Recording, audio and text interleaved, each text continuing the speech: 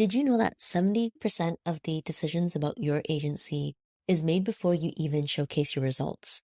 In this episode, we unpack why great work alone isn't winning business anymore and what's really driving agency selection in today's market.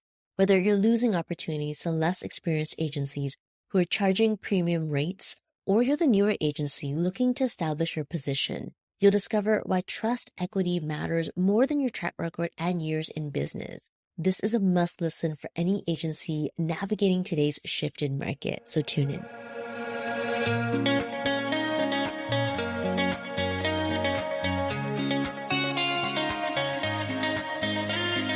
Welcome to the Small But Mighty Agency podcast. If you want to grow an agency to 7 figures and beyond without working more hours in your business, you're in the right place.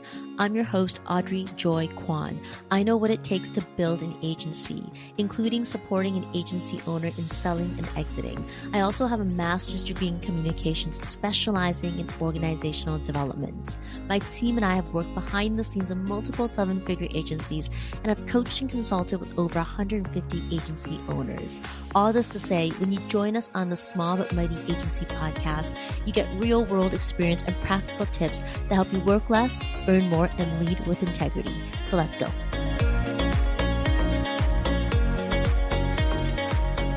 Hey friends, welcome back.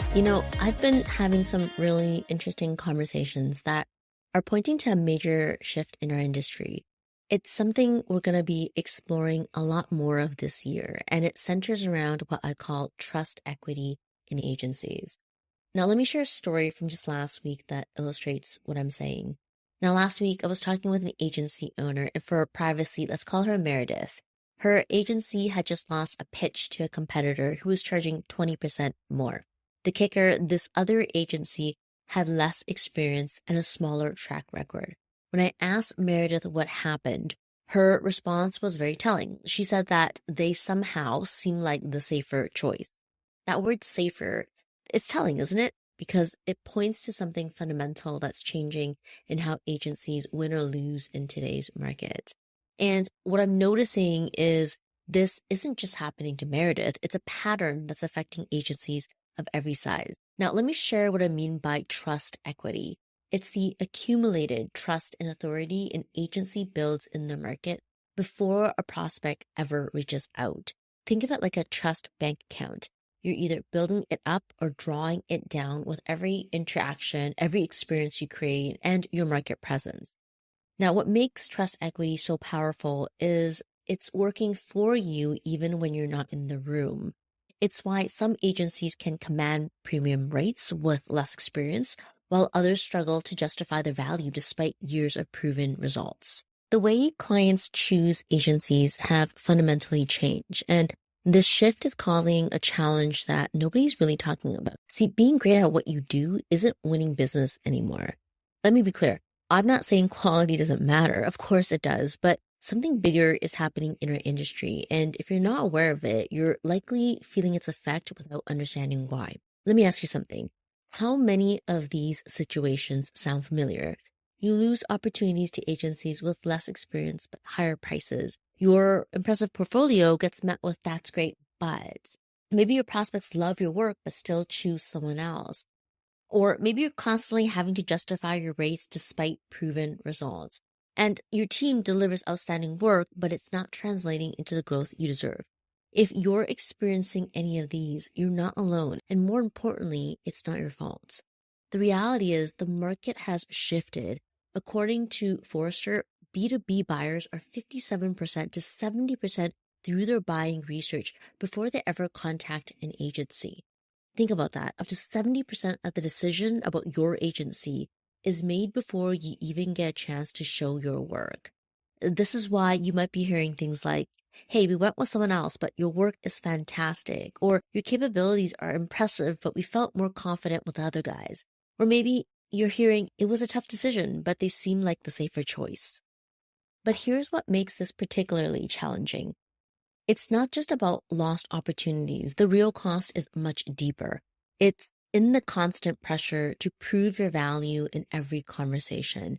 And it's in the endless cycle starting from zero with each new prospect. It's also in the frustration of watching less experienced agencies become the go-to choices in your space. Let's talk about what this also does to your team.